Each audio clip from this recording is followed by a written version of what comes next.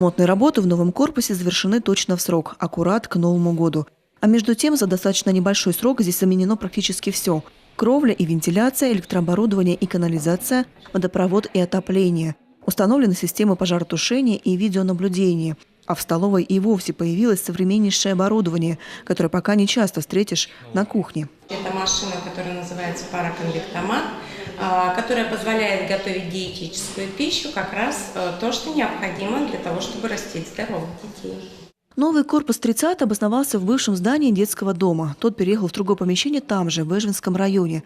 На полное обновление ушло полгода. Несмотря на фронт работы, подрядчики справились. В этом здании будут располагаться ученики начальной школы. У них будет свое такое маленькое, очень современное государство, можно так сказать. Мы думаем, что им здесь будет очень комфортно, потому что работы выполнялись с душой.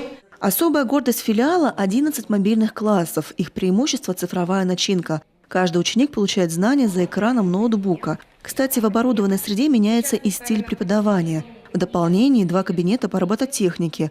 Здесь юные инженеры смогут вдоволь проявить свои способности. Также для творческого полета цифровое пианино в кабинете музыки. Все кабинеты оборудованы в соответствии с требованиями федерального государственного образовательного стандарта, что позволит проводить уроки более разнообразно, интересно и увлекательно.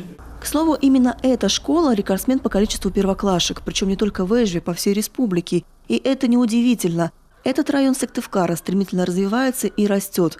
Второй корпус в 30-й школе позволит не только снизить нагрузку на малышей, но даже частично уйти от второй смены. 250 дополнительных ученических мест будут созданы в Эжвинском районе города Сыктывкара.